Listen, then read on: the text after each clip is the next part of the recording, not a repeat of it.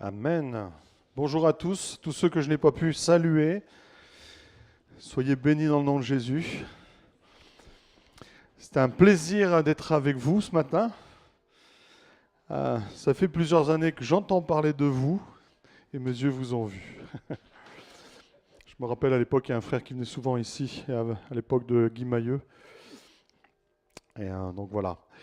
Donc moi c'est Bruno, pasteur de Douai. Je suis venu seul, mais je suis marié à une femme qui s'appelle Elisabeth, une merveilleuse épouse, mais qui est casanière. Pour la sortir, faut s'y prendre longtemps à l'avance. Et nous avons eu 6 enfants naturellement et un 7e que Dieu nous a rajouté, qui va passer par le biais de l'adoption. Donc voilà, ça fait 7. Il nous en reste encore 4 à la maison. Nous en avons marié 3 et nous avons 4 petits enfants, 99, puisqu'il y en a un qui devrait arriver dans les semaines qui viennent. Voilà, pour faire ceux qui ne me connaissaient pas. Donc, pasteur Adoué, accessoirement président de la FEPEF. Et puis, identifier Église Ressources à la FEPEF. Donc, nous avons des églises partenaires. Nous avons Mans-en-Barœul, nous avons Hénin-Beaumont, nous avons l'église de Farnier, entre Saint-Quentin et Laon. Et puis l'église de Bruay-sur-Escaut avec Jean-Bernard Melerovitch. Et puis tout récemment, l'église d'Anzin. Soyez les bienvenus aussi à la FEPEF. Amen. Gloire à Dieu. Et en préparant, en cherchant, mais Seigneur, qu'est-ce que je vais leur dire ce matin? Je suis allé faire un petit tour sur votre site. Je n'ai pas découvert que vous étiez d'origine baptiste, ça je le savais depuis longtemps. Mais j'ai découvert que cette église existe depuis 1863. Mes félicitations. C'est beau. Il y a si peu d'églises qui tiennent dans le temps en France. Vous faites partie des champions. Franchement, je tiens à vous féliciter. Et ça m'a fait penser un peu à l'église avec un grand E.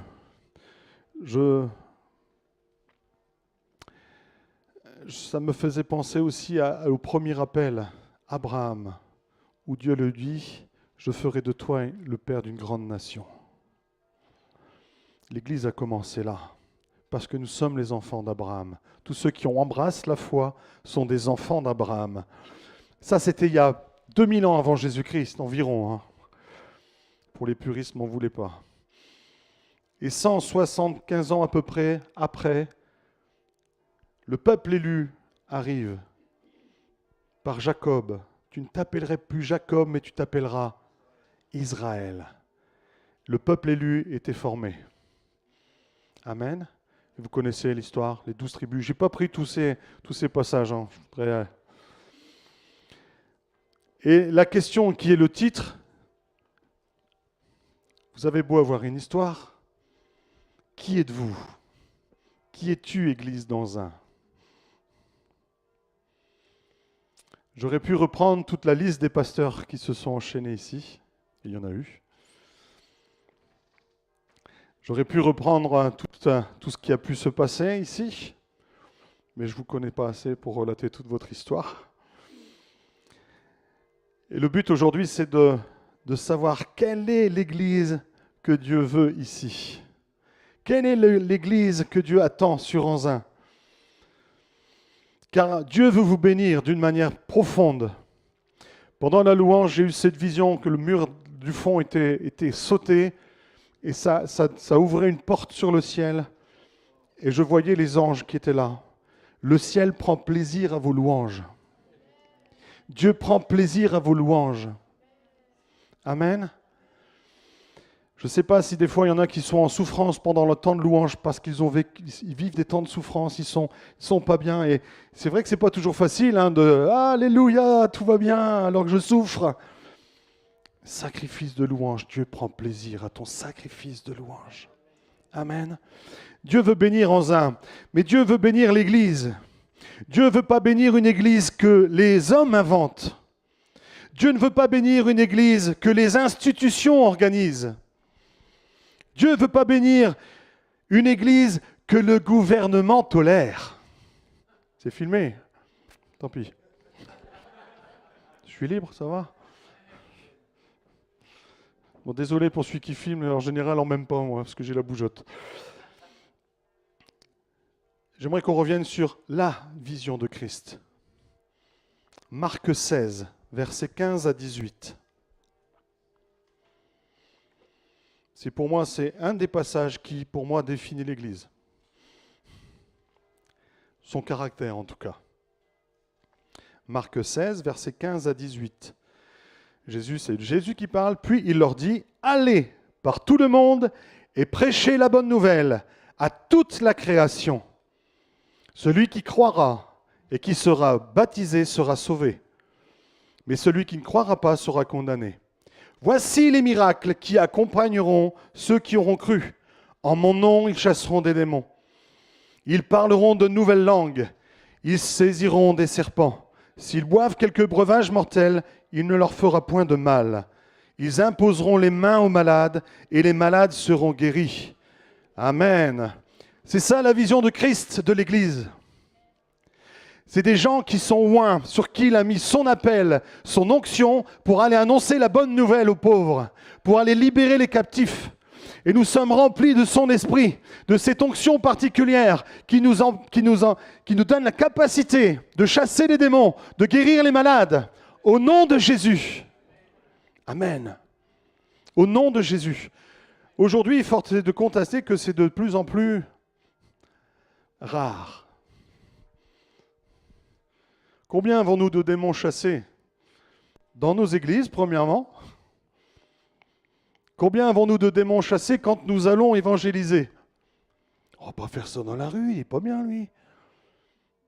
Le problème, c'est que dans nos églises occidentales, il nous faut rester correct. Il ne faut pas que ça dépasse. Il ne faut pas qu'on se voit, il ne faut pas trop qu'on soit vu, il ne faut pas qu'on dérange, il faut qu'on soit politiquement correct. Jésus nous envoie avec cette onction. À qui faut-il obéir? À la bien-pensance ou à l'envoi de Jésus? Parce que le premier des ordres qui est donné, c'est « Allez !» Allez! Nous sommes aussi prompts, et doués, on est les premiers pour ça, à aimer se réunir et à prendre du bon temps. Entre nous, on est tellement bien ensemble. Et de plus en plus, les églises sont renfermées sur elles-mêmes. Quand on a des nouveaux, il faut qu'ils soient bien. Il faut qu'ils soient propres. Il ne faut pas qu'ils parlent trop fort. Il ne faut pas que les casseroles soient trop lourdes. Des casseroles au niveau de notre foi. Mais Jésus est venu pour les malades, non pour les bien portants. Amen. Nous fuyons les cas difficiles, nous fuyons les cas désespérés, mais Jésus nous envoie pour ces cas-là. Amen. Allez, une église en mouvement, elle n'est pas statique, elle n'est pas renfermée sur elle-même. Une église renfermée sur elle-même, là les autorités ont raison, nous sommes une secte si nous sommes renfermés sur nous-mêmes. Nous ne devons pas nous couper du monde. Il est bon, et je prends plaisir, je suis le premier à prendre du plaisir pendant nos cultes, pendant nos temps de louange. Mais le terrain, il est dehors. Je ne sais pas si c'est comme ça, Madoué, c'est comme ça. J'ai beaucoup de volontaires pour venir sur l'estrade. J'ai beaucoup de volontaires qui veulent servir à la louange. Si j'écoutais tout le monde, il y aurait plus de monde sur l'estrade pendant le culte que dans la salle. Mais souvent, je leur dis, mais la mission principale, là où ça embauche le plus, c'est dehors. Nous n'avons pas tous une onction d'évangéliste. Ça, je le comprends. Mais nous sommes tous appelés à être des témoins. C'est quoi un témoin?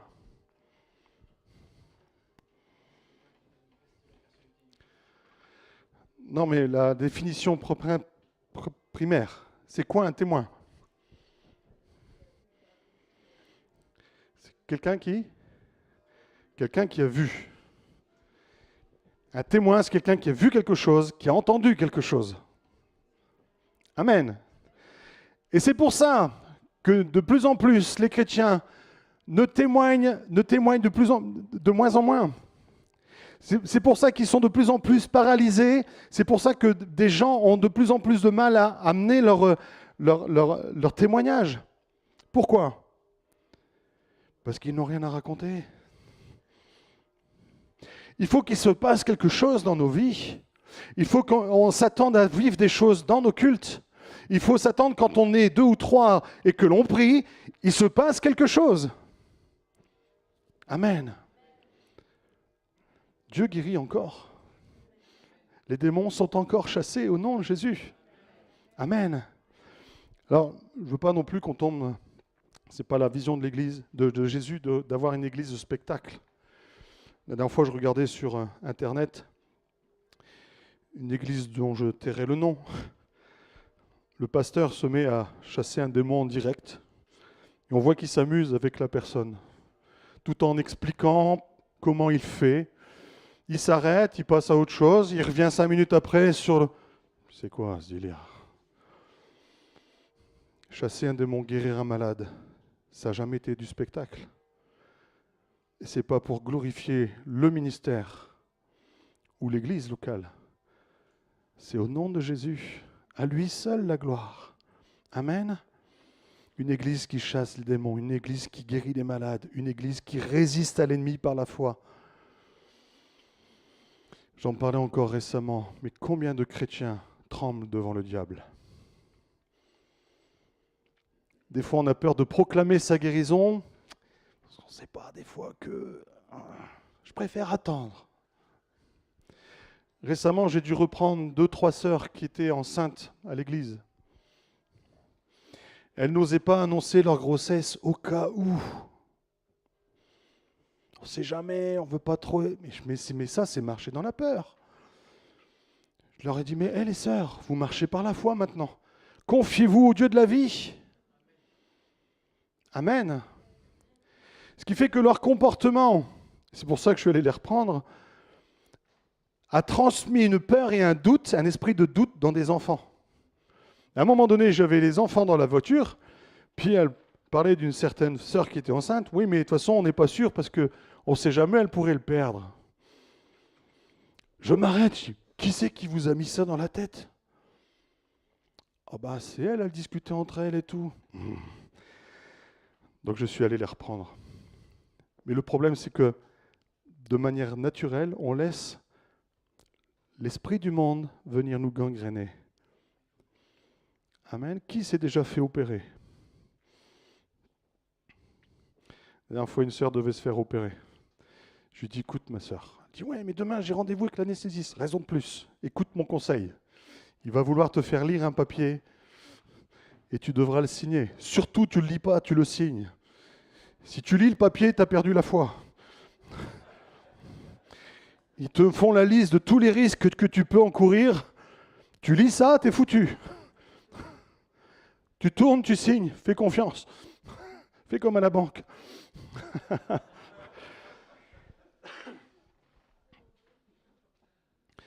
Autre passage qui définit l'Église. Acte 2, versets 42 à 47. Acte 2, versets 42 à 47. Il persévérait dans l'enseignement des apôtres, dans la communion fraternelle, dans la fraction du pain et dans les prières. La crainte s'emparait de chacun, et il se faisait beaucoup de prodiges et de miracles par les apôtres. Tous ceux qui croyaient étaient dans le même lieu, et il y avait tout en commun. Ils avaient tout en commun. Ils vendaient leurs propriétés et leurs biens, et ils partageaient le produit entre tous, selon les besoins de chacun. Ils étaient chaque jour tous ensemble, assidus au temple. Ils rompaient le pain dans les maisons et prenaient leur nourriture avec joie, simplicité de cœur, louant Dieu et trouvant grâce auprès de tout le peuple. Et le Seigneur ajoutait chaque jour à l'Église ceux qui étaient sauvés. Amen. Une Église qui est fondée sur la parole. Ça, avec vos racines baptistes, vous l'avez. la communion fraternelle, des liens spirituels forts.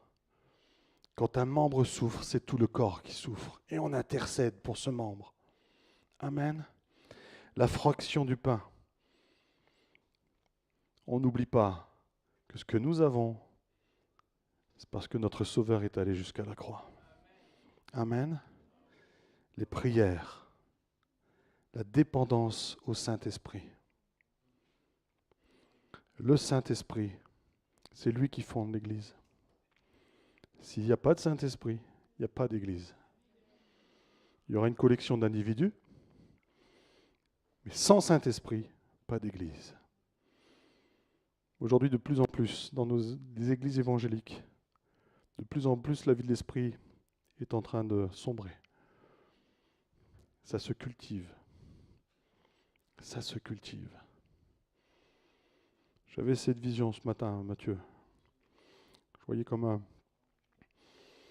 une vision, comme un drone qui venait sur l'assemblée. Donc on venait par l'arrière. Je voyais donc l'assemblée. Et après, ça zoomait sur toi. Tu étais comme en colère, énervé. Et tu disais, non, ça n'est pas moi qui conduis l'Église, c'est lui. Et c'était le Saint-Esprit qui était à côté. C'est le Saint-Esprit qui conduit l'Église. C'est le Saint-Esprit qui a voulu cette assemblée. C'est le Saint-Esprit qui veut agir. Amen. C'est le Saint-Esprit qui amène la crainte de Dieu. C'est le Saint-Esprit qui produit le signe et les miracles. C'est le Saint-Esprit qui véhicule la grâce dans vos vies. C'est le Saint-Esprit qui ajoute les âmes de ceux qui sont sauvés. Des fois, on a l'impression, vous allez bientôt avoir des baptêmes, quasiment tous vont témoigner la même chose. Je donne ma vie. C'est Dieu qui nous a choisis. Alors oui, il y a ce pas, cet engagement factuel que l'on doit faire, mais si on le fait, c'est parce que le Saint-Esprit nous a convaincus. Amen. Sans lui, nous ne serions pas là. Sans lui, nous ne serons pas passés par les eaux du baptême. Le Saint-Esprit, c'est lui qui forme l'Église. Une Église selon Dieu. Le danger d'une Église institutionnelle, c'est que ça conduit sans la vie. Combien d'institutions aujourd'hui sont l'ombre d'elles-mêmes? C'est beau, c'est politiquement super bien, mais Jésus ne veut pas une Église muséifiée, décorée, mais une Église vivante et fidèle. Ce que le monde et parfois le gouvernement veut, c'est une Église discrète, invisible. Une Église qui ne dérange pas, qui ne parle pas de péché, qui ne parle pas de conversion, qui ne parle pas de miracle. Il n'y a que leur pensée et la science qui a raison. Vous êtes tous des rêveurs. Ce n'est pas l'Église que Jésus veut. Ça, c'est le monde qui le veut. L'Église des hommes. Alors,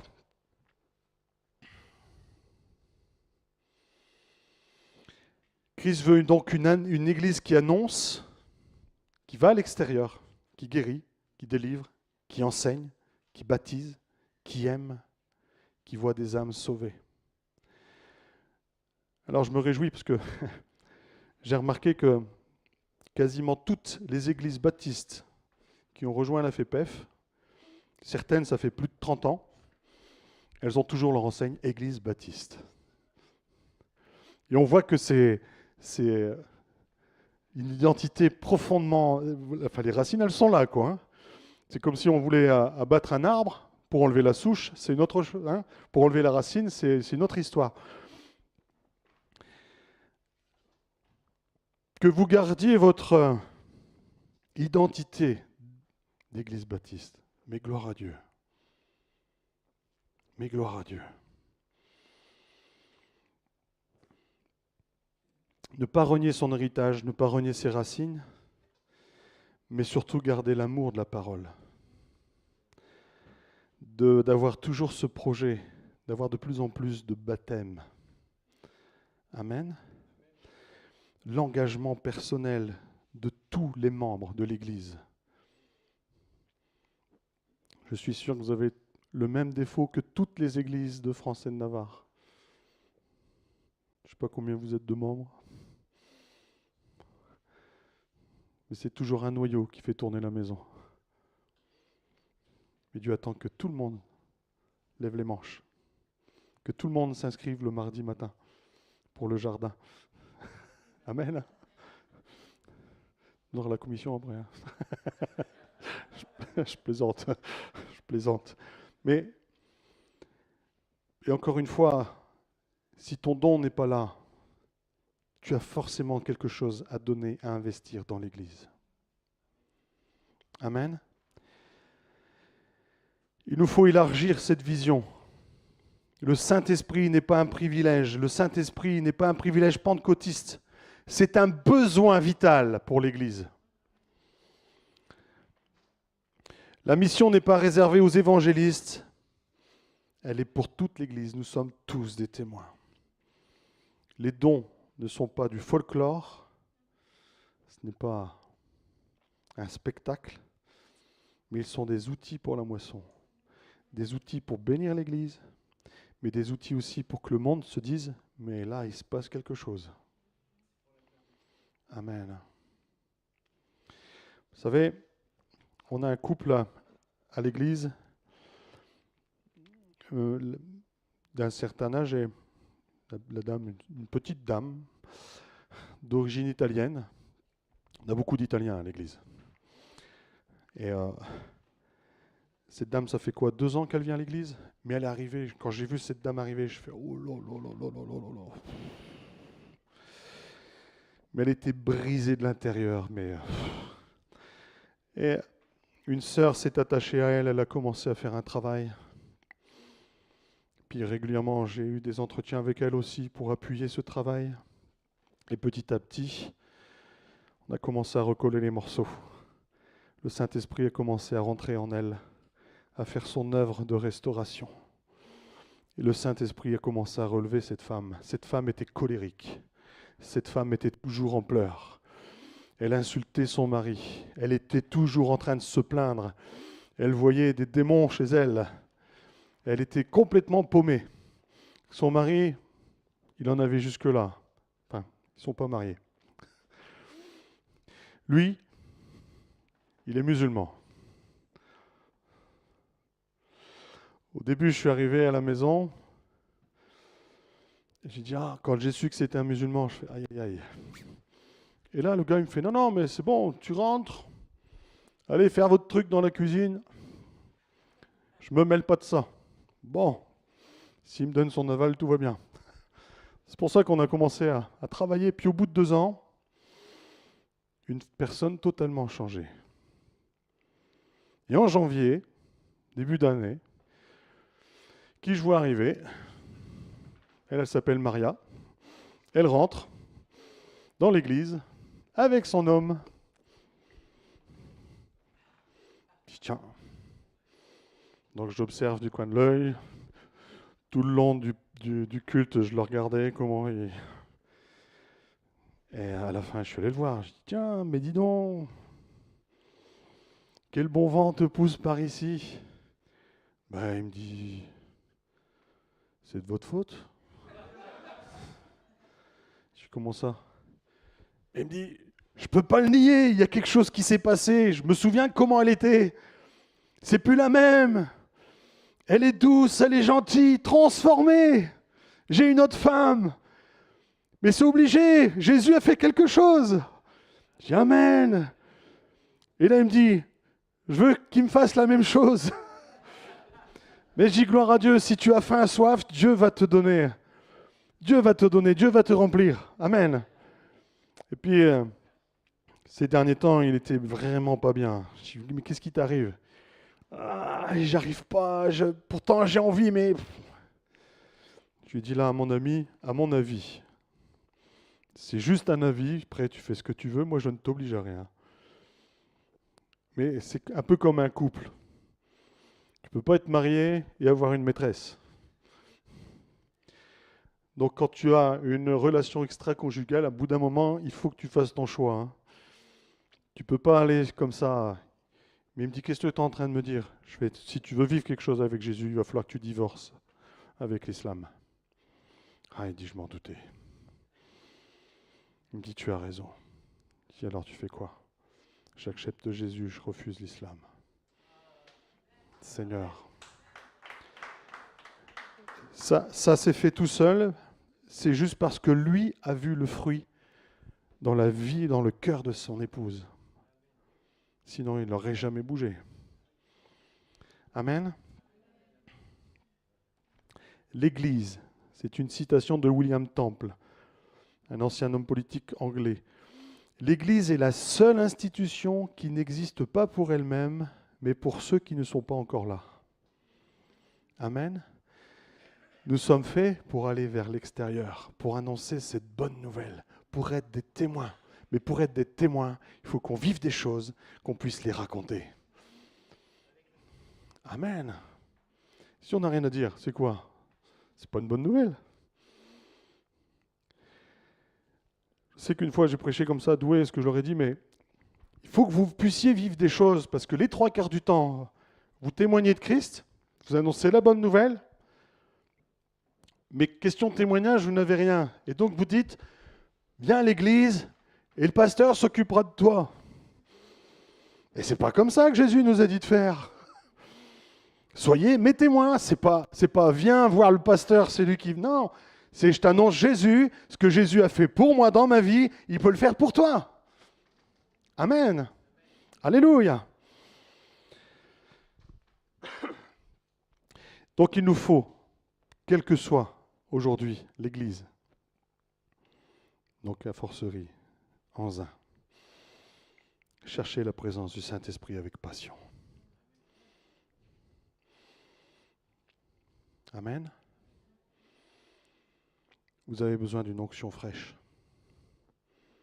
L'Église en général aujourd'hui a besoin d'une onction fraîche. Je me mets des fois à penser tout haut à l'Église, je me leur dis, mais moi, ce que je pressens, c'est qu'on va vers des temps pas glorieux. Et pour moi,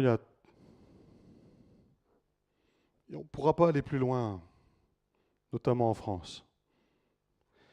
S'il n'y a pas une guerre mondiale qui se déclenche, je ne veux pas vous faire peur, mais ça peut nous tomber dessus dès demain. Ils sont tellement énervés en ce moment, là. Où il peut y avoir une guerre civile en France. On sent que le pays, on a jusque-là. La troisième solution, il peut y avoir un réveil. Il peut y avoir un réveil. Mais le réveil dépend de qui? De l'Église. Je me réjouis pour les 6 baptêmes. Je me réjouis pour les quelques baptêmes qu'on a doués. Mais si nous avions cette onction fraîche, on pourrait rajouter des zéros derrière. Amen. Juste avant que les autorités viennent fermer les églises en Algérie, c'était 80 baptêmes par mois qu'ils vivaient. Mais nous, on aimerait tant vivre 80 baptêmes par an. Non, mais vous voyez dans quelle dimension on est arrivé? Dans cette pauvreté spirituelle dans laquelle nous sommes. Moi, je refuse cela. Ce qui a changé, c'est nous, nos circonstances. Mais le Saint-Esprit est toujours le même. Ce qui a pu faire dans l'Antiquité, sous l'occupation romaine, avec de multiples religions qui dominaient les sociétés, il a pu susciter un réveil dans ce contexte-là, et aujourd'hui, il ne pourrait pas, mais non. Mais nous avons besoin de boucler, de faire fermer la bouche à tous nos opposants. Je bénis Dieu pour les marches pour Jésus, pour les... Allez, allons manifester, allons faire... C'est bien, c'est bien. C'est pas ça qui va faire bouger les mentalités, c'est pas ça qui va faire bouger les autorités. Ce n'est pas ça qui va faire changer la façon de penser de notre pays. C'est de voir des signes et des miracles. Force est de constater que, waouh, telle personne a été changée. C'est ça, c'est amenons ce sel. Ne perdons pas notre goût. Sinon, nous sommes bons à être jetés, nous dit la parole. Amen. Une onction fraîche. Nous ne voulons pas juste remplir une salle, mais nous voulons peupler le ciel. Vaste programme. Amen. On va arrêter là. Ce que j'aimerais, c'est qu'on prie, si vous le voulez bien, pour que le Saint-Esprit renouvelle, qu'il y ait une onction fraîche sur cette assemblée. Père, je te loue pour cette assemblée. Je te loue pour ces racines baptistes. Je te loue pour tout ce qui s'est fait, toutes ces décennies, avec tous ces ministères. Je te loue pour tout ce qui s'est produit. Mais Père, nous ne voulons pas vivre avec le passé.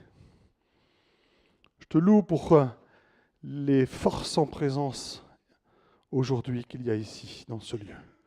Je te loue pour ce bâtiment. Tu leur as permis de renouveler, de rénover. Je te loue, Seigneur, pour la communion fraternelle. Je te loue pour cette magnifique louange qu'il y a ici. Père, je te prie que ton esprit rafraîchisse l'onction qu'il y a sur cette église. Père, tu renouvelles, Seigneur, l'onction du Saint-Esprit. Que le Saint-Esprit leur donne la capacité, Père, de pouvoir témoigner, de pouvoir, Seigneur, exprimer les signes dans lesquels, Seigneur, tu veux que l'on véhicule, Seigneur, ta bonne nouvelle, qu'il y ait des guérisons, que les démons, Seigneur, soient chassés, que les miracles, Seigneur, abondent, Seigneur, afin que ta parole puisse être proclamée avec puissance. Père, fais de nous, Seigneur, la tête et non la queue. Seigneur, je sais que tu es le Saint-Esprit, celui qui est vogué sur le tohu-bohu. Seigneur, eh bien, notre pays est à peu près dans la même situation. C'est le tohu-bohu en ce moment. Il n'y a plus de repères. Tout a volé en éclats. Ils se sont évertués à tout démonter.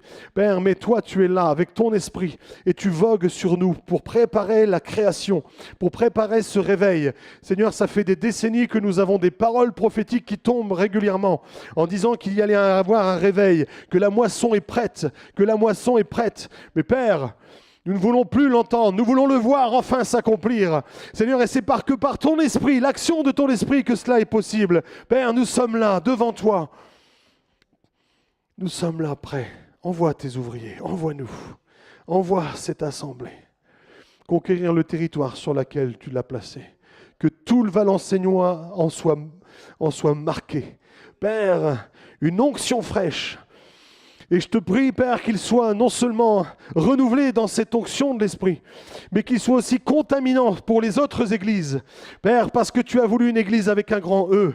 Tu n'es pas pour le baptisme, tu n'es pas pour les ADD, tu es pour l'église avec un grand E. Seigneur, qu'il soit contaminant, qu'il soit vraiment contaminant dans une onction fraîche. Saint-Esprit, renouvelle la vie qui est en eux. Renouvelle la vie. Au nom de Jésus, que les guérisons se multiplient. Seigneur, donne-leur de l'audace, qu'ils osent pratiquer, qu'ils osent faire, et étonne-les, surprends-les. Père, qu'ils soient comme les 70 que tu avais envoyés, qui sont revenus tout contents, de voir que les démons leur étaient soumis, que les miracles abondaient, que les guérisons affluaient. Père, nous voulons revoir cette même onction, agir. Nous savons que c'est nous qui avons changé. Pardonne-nous. Mais ton esprit est toujours le même. Cette onction qui permettait que l'ombre de Pierre guérissait les malades, nous voulons cette même onction. Père, manifeste-toi. Viens bousculer, Seigneur. Nous refusons de rester enquistés dans ce confort, Seigneur, occidental, Seigneur, dans nos raisonnements. Seigneur, abat toutes les pensées qui sont contraires à toi, mais que ton esprit vienne renouveler nos pensées, que ton esprit renouvelle, Seigneur, la façon de prier dans cette assemblée. Donne-leur, Seigneur, cette onction fraîche. Recevez au nom de Jésus. Au nom de Jésus. Au nom de Jésus. Oh, Ramada Paila Sande qui vremello il toro de summa barra de shade vedi mediano sana. Qui rababa da shamara bara mainana. Che di vedi melantora bara bara da irash.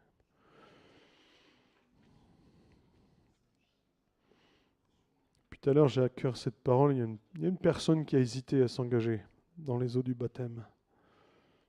Il n'est jamais trop tard. Tu hésites. Tu doutes encore.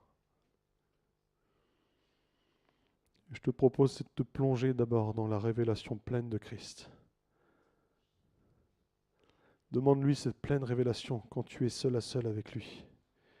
Que ton cœur déborde de son amour. Sois-en convaincu. Parce que ce n'est pas les eaux du baptême qui vont te sauver. C'est ta foi en son amour. Alléluia. Oh Jésus.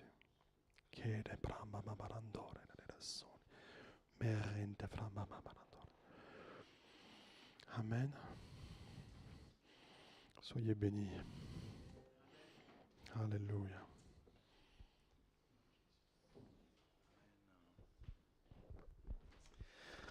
Amen. Alléluia.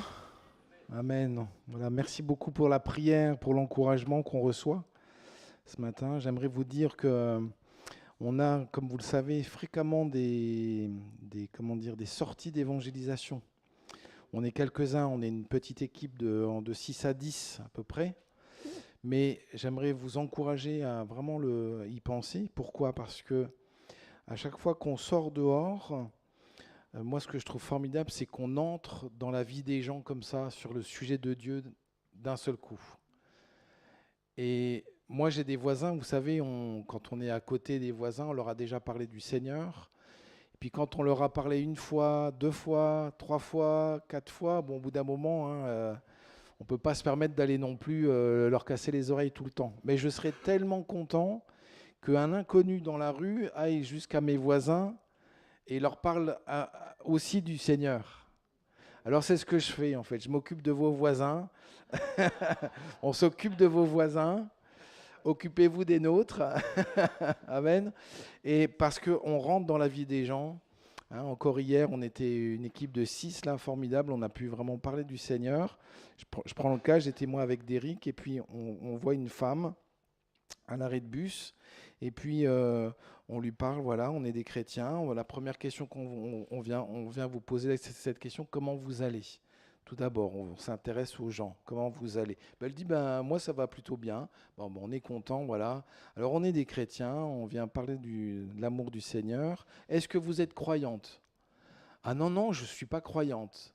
Alors ça fait combien de temps que vous n'êtes pas croyante ? Ça fait depuis toujours, elle me dit, ça fait depuis toujours, je ne suis pas croyante. Je dis, voilà, on est justement là pour vous sensibiliser au fait que ça peut changer, que Dieu vous aime.